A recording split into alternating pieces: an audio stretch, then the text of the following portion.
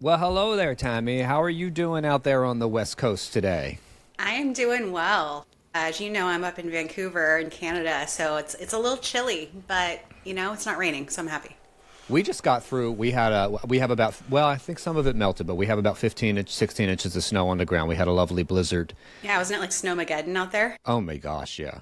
But I live in a town. I live in a little town on the East Coast. Well, I'm not on the coast. I'm in Pennsylvania, but I'm on the border of Pennsylvania and New Jersey. A Yeah. little town called New Hope. Cute little tourist town. People come here for weekend getaways. There's shops, there's galleries. But we always joke, the people who live here, that New Hope is held together by duct tape and caulk. And when you get like these big storms and everything, almost always the power goes out. Oh, And when yeah. it goes out for more than 10 minutes, you know it's going to be 2 to 3 days. Uh-huh. No. So we had it ready. We had turned the heat up in the house. We had a cooler out on the back deck ready to take all the stuff from the fridge. But thank goodness, knock wood, because knock wood, the power Yes. didn't go out. So, Oh, good. So that's good. How long have you lived? Are you from the Vancouver area? No. No. So I was born and raised in Nebraska, small town Nebraska, Oh. like 8,000 people in the middle of the state. I lived in Kansas for a couple of years. I went to school and had my first job there. Then I moved to California, and I lived in California for 15 years between Sacramento and San Francisco area, and then moved to Vancouver about a little over 6 years ago. So Okay. right before COVID, like 3 months before COVID happened. Got it. Yeah, I and love my your husband's from here. Oh, okay. All Yeah. right. So there's the connection Yeah. to live in there. I love your city because I've been there twice. I hope to go there more. Yeah, you But it's should. such a beautiful place. It It really is. is. It's Yeah. really gorgeous. And I was talking to somebody yesterday and they're like, you have the best of both worlds. You can go ski in the morning and go to the beach at night. And I'm like, we really can. That It's- is so it's cool. pretty ideal. Yeah. And it's just, it's pretty mild. People are like, oh, you're in Canada. It must be freezing. But we are, an hour from the US border. We're like 3 hours from Seattle. So it's very much Seattle type weather, rainy and a little chilly in the winter and maybe a snowstorm or two, but Yeah. it's not bad. That was a big shock to me the first time I was there. I had that mindset exactly. I'm going to be in Canada. It's going to be cold, packed all this cold stuff. This is years ago before we had the instant weather on the internet that I Yeah. knew what it was really going to be. And I was surprised at how little snow you get in the city. Yeah. But how beautiful it was across the, what is that, the harbor there Yeah. with the mountains all snow-capped and everything. Exactly. Such beautiful, so beautiful, so beautiful. Yeah. Well, listen, I'm so glad that you're willing to do this pod with me today. Of course. Tammy, we don't know where the conversation's going to go with this, but I'm excited to see where we end up. Absolutely. All right, let's do it. I don't know where this conversation's going to go. Hi, everybody. I'm here with Tami Wong, and Tammy and I met. Think, Tammy, it's 3 or 4 years ago. It was during COVID, I think. You were at a pharma company, right? I was at a pharma company. So I was laid off from them in 2022. So, Oh, so it's that long ago. At the very end of 2022. So I might have met you, sometime in 2022, probably. 2021 or 2022, Yeah. I guess. Yeah. Oh, wow. I Yeah. didn't realize it's been that long. So, Yep. yeah.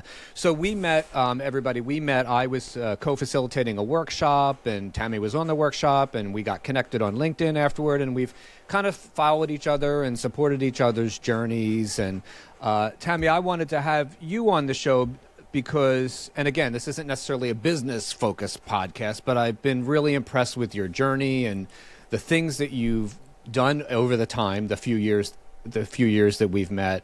But the things you're putting out in the world and the platform that you have and the things that you're saying. So I wanted to have you on to talk about, your passions and where you've been and where you're going. And I guess let's start with what's lighting you up these days. Like, what are you really feeling passionately about, and what are you doing with that passion these days? Yeah, well, it's funny because, when we met, I was working for a pharma company and I was a corporate girl and, thought that was going to be my life forever. I had worked in biotech I worked total of about 9-10 years in biotech. And I think it was funny, you were there doing like a communication and like relationship type, coaching. Yeah. And there was some dysfunction in that company for sure. And I was like the only, green insights person on my team. And it was pretty obvious. So it was just funny that, we connected and kept in touch. But So, your listeners will not know probably anything about me. So I have had alopecia since I was 15. It started when I took an acne medication as a teenager, and my hair started to change and thin. And I was diagnosed with androgenic alopecia when I was 23. Went into the doctor, got a scalp biopsy, and was trying to figure out what was going on with my hair. And I had stopped the medication, but unfortunately the thinning did not stop. So I'm almost 45 now, and so, almost 30 years of living with hair thinning, and, it just slowly progressing over time, and now I'm in perimenopause, and so, I'm sure I will have more, as it's very common during that stage of life. About, in September of 2024, I started my own small company called Hair Loss Pride. And I had written a children's book, a year or so before called Hair Pride, so it kind of just went with that. And the kids book was all about celebrating the hair that you have, and celebrating your differences and knowing that you're more than just what's on the outside. And I wrote that when I got laid off and I had time on my hands, and I started being more creative, and I wanted to write something for my daughters. I have 2 girls, and writing that book really inspired me to do more and to advocate for people like me, because it was just, I struggled for a really long time as a teenager, as a young adult, with my hair loss, with feeling ugly, with feeling different, with hiding that part of myself really deeply and isolating myself. And it took a very long time for me to be okay with that. Even I cut my hair into a pixie, my natural hair last year, and that was even a big step of kind of final healing for me. So, I've done other things. I've advocated for women with lupus, which is what I was doing when you met me. I've managed a wig store after that for a short time in Vancouver, and was meeting all these women, and it was there is a gap where there is not support, emotional and mental support for women with hair loss. So that is what made me decide to start the company. And so I'm just super passionate about that because I've lived it, and I know what it's like. And in talking to so many women like me, we all have the same themes of isolation, feeling like we're the only ones, feeling a lot of shame. And, we shouldn't have to carry shame for something like this, which we have no control over. Right. And it's been really, really rewarding. I'm still very early on in starting this, but I started an in-person community in Vancouver with women, and have about 20 women who we meet regularly together. And I do coaching, and I help women find wigs. And so that just it doesn't feel like work to me, and it really lights me up. I see. I love that. Yeah. I bought and read the children's book, which was so beautiful. You did. You're so nice. And you left me an Amazon review. I was like, that's a good friend. I did. Yeah. Yes, you're right. But no, but that was real. It was a beautiful book, beautifully written about accepting yourself, but then also it was really beautifully illustrated too.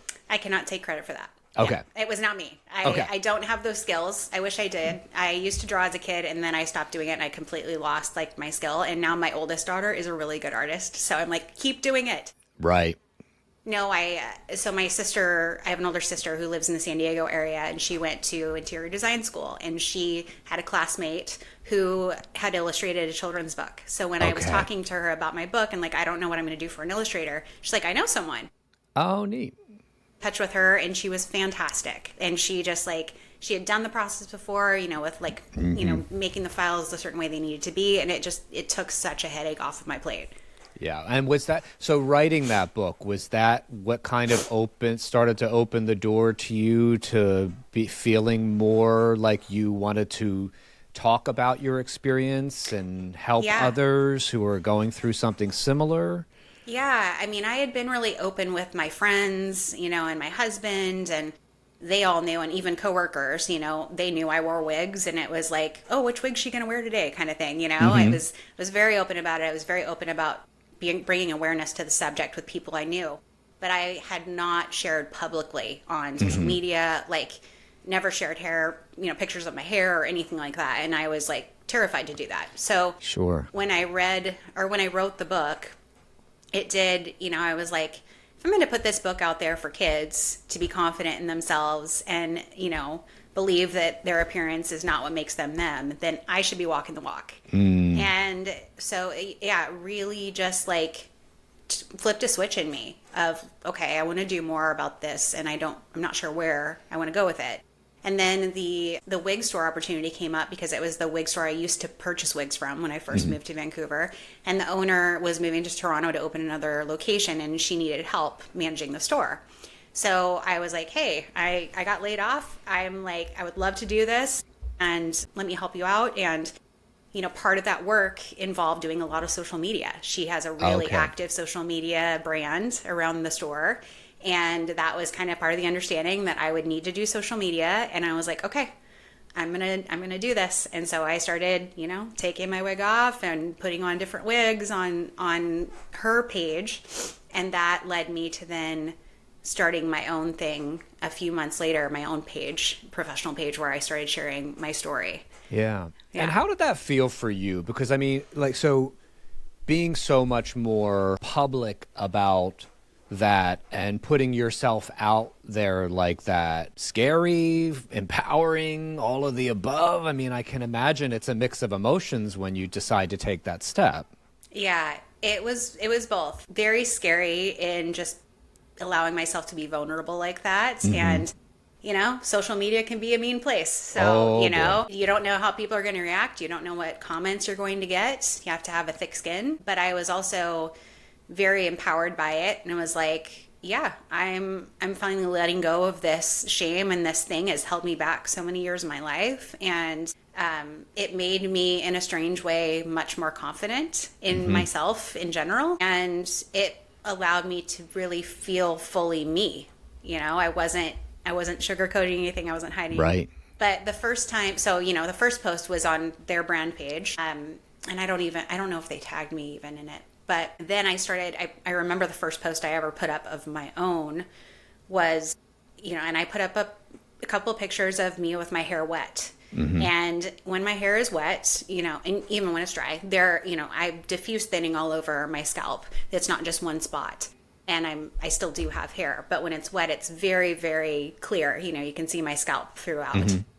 And when I posted that, I like walked away from my phone and like for an hour at least. I was like, I can't look at this. I can't see what people are going to say. Yeah. I'm freaking out. I can't believe I just did that. I feel like I'm going to throw up. And, but yeah, the response I got was so supportive and encouraging and positive. And like, I will say that the alopecia community on social media, especially Instagram, is very, very positive and uplifting. And I have made incredible friendships with people I have never met, you know, that live in the US, that live in Australia, that live in the UK.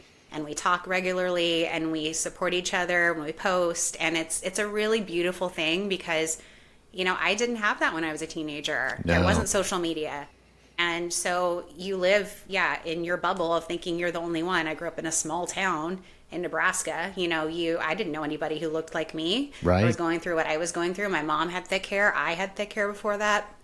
My sister had thick hair. So now I just am so grateful for teenagers and young women who are going through it now, that they actually have people they can look at and talk to around the world who are going through it too, and can see women living very happy, fulfilling lives that have hair loss, because it's hard to feel like that when you're first going through it. Absolutely. Well, and going back to what you said about, you know, you wrote the book and then you were like, well, if I'm going to be talking about this and have this as a platform, I need to be walking the walk with the bravery to, you know, be authentically me, tell my story. But what I love about when people like you are willing to do that for others is it opens a space for others to feel less alone. Yeah. And because to tell their stories. And to tell their stories, right. Because everybody's carrying, I mean, there's varying degrees, of course, but I mean, so many people out in this world, I would venture almost to say everybody, is carrying something. Yes. And the more people are willing to be vulnerable, the better it makes conversations, the easier it makes people to feel less alone. Like you talked about that community on Instagram of support and being able to have access to someone who is experiencing something, and to be able to have access to see like, oh, others are like me. Others have been through that, especially when the message can be that, yes, I've been through this and it can be okay. Yeah. And you'll get through it. It's so it's one of the things I love about how connected we are. Yeah. With social media and with the globalization of being able to be in touch with people that are not in your small town. Exactly. Yeah, it's been really great. And yeah, I just think, back to what you said about, how it allows other people to kind of be felt, but also to tell their own. And then messages I get from, women in my DMs who I don't know, who are like, thank you so much for sharing your story. Like, I don't feel so alone, or you've inspired me to start my own Instagram page. And then I see them start to share their story and like get to witness that. And that Yeah. is really, really awesome. It's just, it makes me feel really good that, you think it's a small thing when you share your story, but it has such big ripple effects on people that you may never know. And that's the cool thing about it. Yeah, well, and sometimes it's just that, like you said, you don't think you not necessarily think you're going to have necessarily a big impact from sharing your story, but I always have said to myself, if I can help someone else feel safe in being themselves, then it's so worth it. Absolutely. To share that, Yeah. And one of the big things too is that there's shame that comes along with carrying these things, and a lot of times I think that that's why a lot of people don't talk about their experiences so publicly. Number one, you talked about how the world can be a mean world. Yes, that's true, and social media can be a mean place sometimes, but very often I've found, and you kind of alluded this to you, that like sometimes when you do put yourself out there and tell that story, the support is overwhelming. And a lot of times I guess we're scared that support's not going to be there. But time and time again, I mean, I believe in the goodness of humans. I really do. I think there's more good people out there just trying to live a good life than there are bad people out there. I do too. But it's easy to be in that. It's easy to feel scared. Absolutely. Especially if you've grown up in an environment where you did not have the support when you talked about things that were hard. Like, Right. that's what I came from.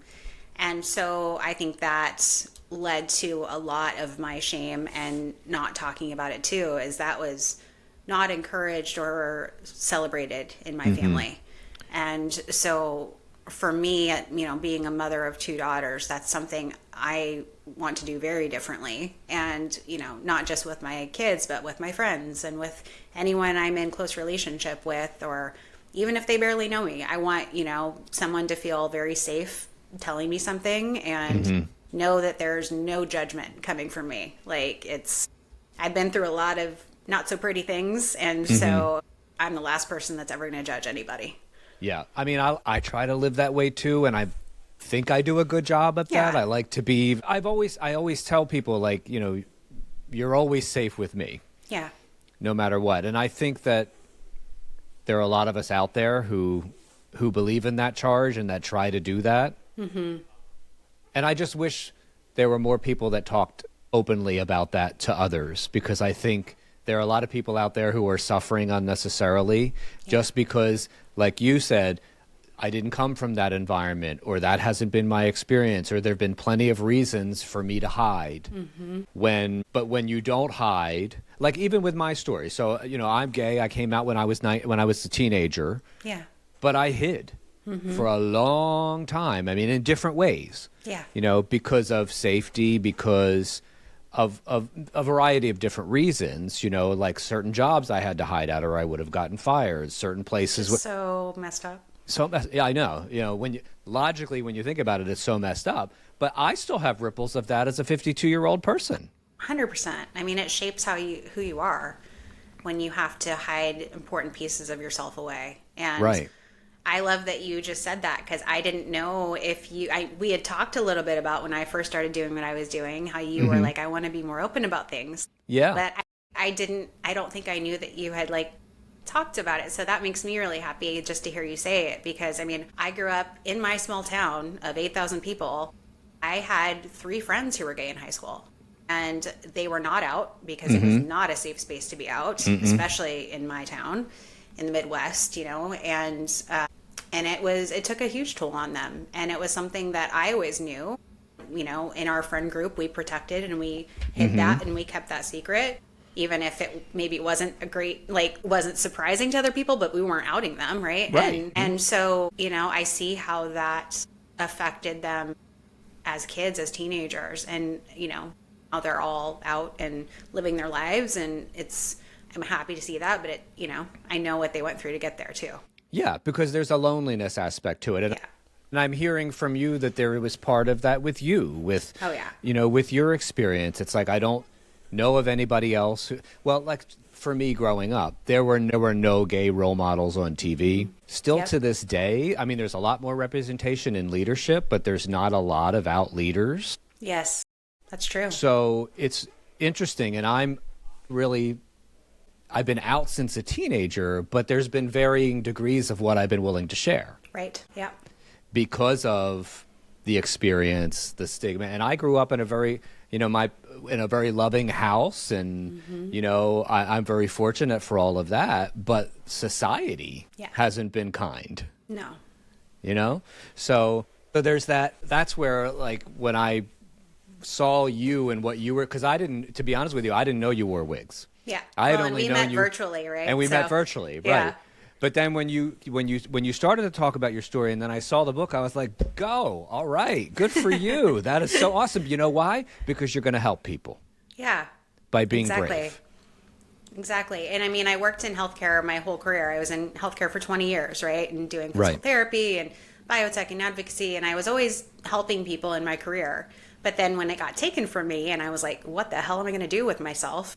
Right. I lost my identity and I was just like, this is all I know that I am. Like, what am I good for? Mm-hmm. And it was like, no, I'm just going to do what I've always done and help people, but in my own way. Because, Yeah. when you're in a biotech, for good reason, there's a lot of rules, there's a lot of regulations. Mm-hmm. You can only interact with patients in certain ways. Right. And, I couldn't do some of the things I wanted to do in terms of being really supportive and like part of their experience. And so it's nice to be like, no, I get to do whatever I want now. Yeah. Well, welcome to the world of entrepreneurship. I know. And having your own gig, isn't it nice? I know. Mostly. I mean, I do miss the really nice paycheck from biotech. I'm not going to Yeah. lie. Yeah. I know. I'm not there yet. But, I know. I'm 100% happier than I ever was doing that. And my husband will tell you that. He's like, you are so happy and so fulfilled doing what you do now compared to what you were doing before. Yeah. And that matters. It does. I've told people recently, I've told a friend recently who was talking to me about, you're so strong, you do your own thing, and there's, with the ups and downs, and I'm like, yeah, I guess, but I'm so happy. Mm-hmm. And yes, could I potentially make more money if I went back into the corporate world? But I learned because I had a branding agency for a long time, and then I sold that, and I had a great experience after, building it up and working under the people who now owned it and everything. But it became very clear to me that Michael's not built to have a boss anymore. Yeah. And, I took the risk to start again from scratch to build the company that I have today. And that was super scary. Mm-hmm. And it was a hit to the income for quite some time. But like you're saying, there's also that benefit of the happiness and the joy that comes from it. Yeah. And my kids seeing me do something that I'm really proud of. And, I was on the news a couple times last year on our local news stations, and they got to see that. And that was really cool, Yeah. And, they have copies of my book, and there's just different things that for me, I'm teaching my girls to, really follow their passion, to lean into things and to be proud of who they are and use it to help other people. That to me is priceless. And I love that they get to see me try things and fail and figure things out and other things work. And, Mm-hmm. Well, and I love that because the word the word that popped into my head when you were talking about, I could see it in your face, how good that made you feel about being the role model for your girls that you want to be. And that is priceless. Yeah. That absolutely priceless. So what are you working on now? Talk to me about what's next for you in this journey. And I know before you answer that, let me just back up because I loved what you said about failing and trying and everything. And that's one of the things that I try to tell people to help them is if you put that 5-year plan for your entrepreneurial journey out there, it's never going to happen that way. It's just not. So when you get to that point where you need to pivot or something's not working and you need to put it on the shelf and try something new, as long as you're being strategic about it and as long as you're being smart about it, do it, because it's iterative. These types of journeys are iterative. So what are you iterating right now? Like, what's going on with you? Yeah, so I'll tell you when I started the company, the main thing that I was building it around was a support, like virtual support group that was going to meet every month, and I was going to provide education, bring on different speakers. I had this great idea. It was going to bring together all these women from across the world, and it was going to be so powerful. And like nobody signed up for it. Like I've had that. I had like that feeling. one group where a couple people signed up, and I was like, I felt like such a failure. I felt like such an idiot. I'm like, why am I putting out this, call for this? No one's signing up. But then I was like, well, of course not. It's hair loss. It's vulnerable. Women don't know who's going to be in that room. They don't know if they're going to be anonymous in that room. And a lot of women are not ready to put themselves out there in that way. So once I like took a step back, I was like, oh, that makes so much sense. And okay, let's put this on the back burner. Let's go forward with doing more one-on-one coaching and private calls with me to talk about situations, whatever they, are struggling with, whether it be a mental emotional thing or a wig question or whatever. And that was something that did hit and that I'm still doing. And then, I didn't start with doing wig consultations. That was not on my original board. And I was like, well, I did wig consultations when I was at the wig shop. I've worn wigs for 11 years. Why am I not? And there's a limited, any city you go to, there's a limit on in-person wig stores. And a lot of times they're not that great. Really? And yeah. That's surprising. Why? Do you know why? No. It's a really good question. I mean, there are just not as many. I mean, I lived in San Francisco for 12 years. Right. And there just aren't a lot of great stores. There's costume wigs. There's wigs for Black women. That was much more common in Oakland. I would go over there sometimes, but it wouldn't be the right hair texture for me necessarily, or they would have limited options. So I did buy a few there when I was down there. But yeah, I mean, every wig brand is so different in terms of the type of hair, the texture, the cap, whatever. But, in Vancouver, there weren't a lot of great options. So I was like, okay, I'm going to go out and build relationships with all these different wig brands in different countries that are small wig brands, because that's where I think they have better quality. And most of them are online, to be honest. And so I did that. And then I started, offering wig consultations. And that has been really fun. And like, I basically meet someone in person, measure their head, help them figure out what cap size they are, because that's really important when you're buying a wig. And then I let them try on all of my wigs and all different brands and see what they like, and like help give them ideas for which wigs I think would be good for them. So that's something that I wasn't doing and is really fun. And then what was the other thing? Oh, I didn't start with doing salon workshops. I've iterated and started doing that, where I actually go into salons and teach stylists about alopecia and all the different forms of alopecia and how to actually help women with hair loss who are coming into their salons and support them, like introductions to alternative hair and how to work with them, how to color them, how to cut them. So it's been a lot of change and different things. And then this year, actually end of last year, the big thing that I decided, and I don't even know where it came from, to be honest, is I was like, there is not representation for women with hair loss in beauty and fashion campaigns at all. You look at all the inclusivity we have. We have gender diversity, we have curvy models, we have people with vitiligo, like Winnie Harlow walking the runway and in different campaigns. Every once in a while, you'll see a bald woman. Right. But it's still rare, and you definitely don't see women like me who have like patchy, thinning hair. Right. In anything. So what does that tell people? You're not beautiful. Right. You don't belong here.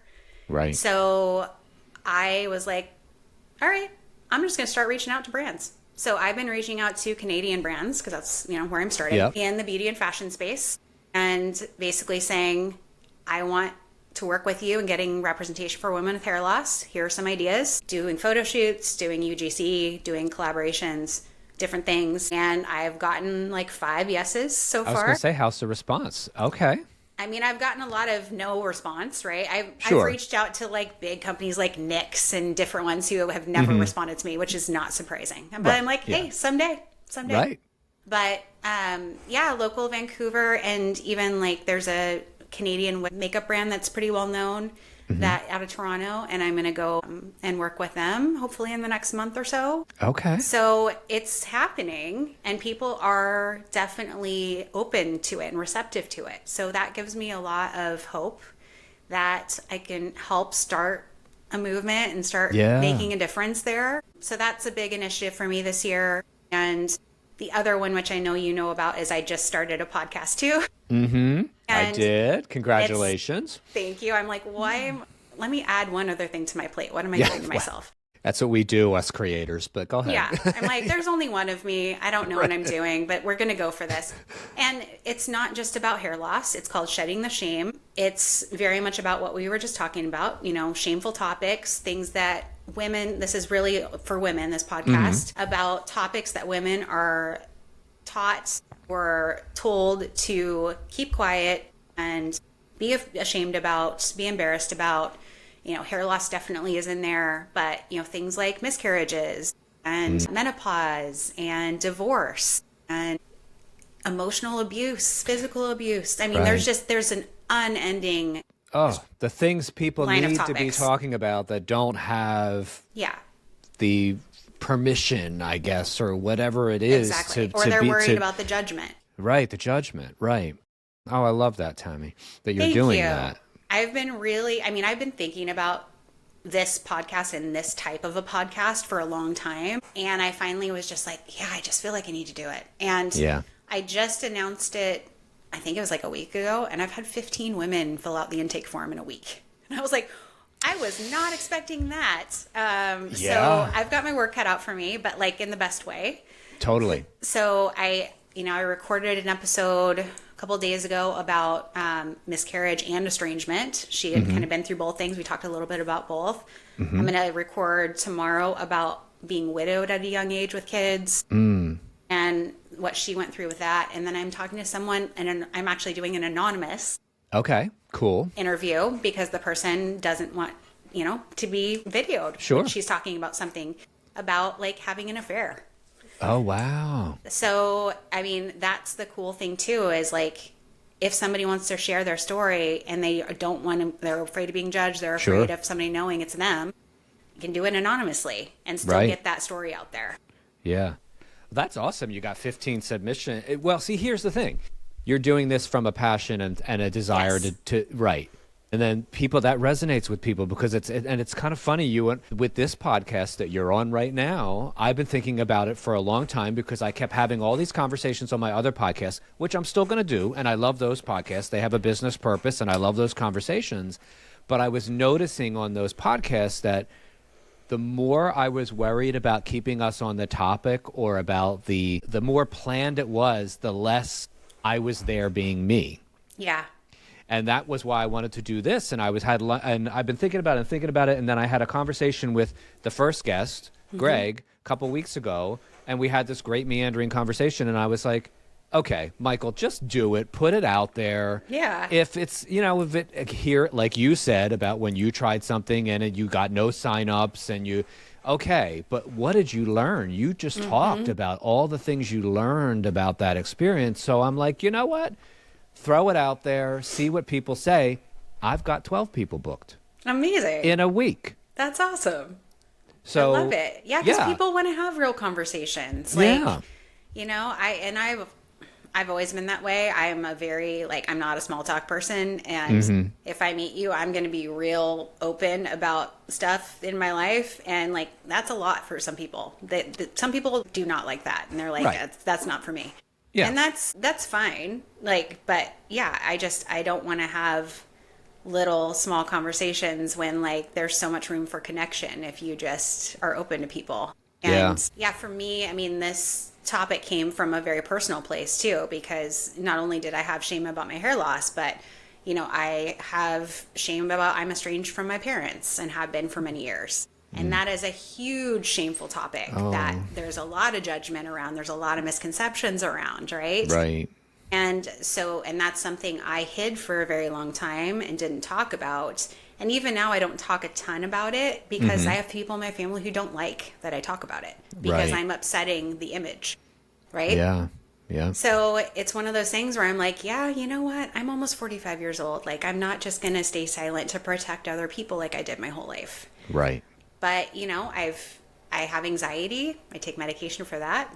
That's an area. My dad went to jail when I was in high school. There's a lot of stuff. I've had miscarriages as well. So I just think for me, it came from a very personal place of I have so many experiences that caused shame in my life and that kept me unhealed for a really long time. Sure. And so, I want to help other people get those things out so that it doesn't keep them in that place. Yeah. No, absolutely. And you're so inspiring that you're doing all of these things. And I just really hope like the difference it's going to make for people. And I think that and hopefully you feel that.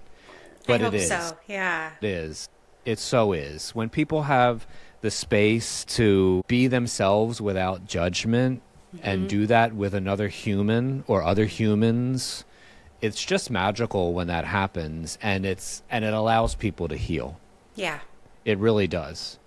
So I appreciate you doing all that. I do have one last question for you. I like to pose a question at the end of these just to kind of wrap us up here, but what's kind of talked about these things already, but let me just throw out the question because it's what came to mind. What's one thing that you know now that you wish you knew then? First thing that came to mind is that I would use what was one of my most painful things in my life and turn it into my purpose. Yeah. Like if my 15-year-old self could see me now, I think she would be really proud. And I wish I had known then that it would be okay. And that I would figure it out and that I would not only be okay, but I'd be in a really good place with it. Yeah. It's funny hearing you say that. The first thing that popped into my mind was I wish I allowed myself to use my empathetic superpowers more when I was younger because I saw that as soft and not okay to use. But when you just said what you said about the younger you, I definitely thought about the younger me who was so afraid of knowing who I was and I couldn't tell anybody. Yeah. And if I had, like you just said, if that little boy could see me now, he'd be proud. Yeah, he'd be proud. He would be. He would be. Thank you so much for this lovely conversation. You're I'm so welcome. glad that we stayed in touch after that virtual touch point on a workshop many years ago. Yeah, I mean, it's the shows there, you stay in touch with people you're supposed to stay in touch with. So there's always a reason. Yeah, absolutely. So tell folks how they can learn more about you and your work or get in touch with you if they want to continue the conversation. Yeah, of course. So I'm on social media, Instagram, YouTube, TikTok. I'm most on Instagram in terms of where I focus. But at Hair Loss Pride is my handle there. And then I do have a website that's therealtamiwong.com because TamiWong.com was taken. And it's Tami, Tami, which everybody spells wrong. Right, yeah. And so just so you know. And then, the podcast I just started is Shedding the Shame. And that is, I also have an Instagram page for that. And it's on, Apple, Spotify, Amazon, all the things. Okay, good. We'll be sure to put all those links in the show notes so people will have easy access to that. So thanks again for coming on the show. I really appreciate it. You're welcome. Thanks for asking me to be. It was a great conversation. Yeah, it was. Thank you. Yeah. Thanks for listening today. If you like the show, please rate it on your favorite podcast platform. To learn more about your host, that's me, Michael Piperno, please visit my website at michaelpiperno.com. That website's in the show notes. See you next time.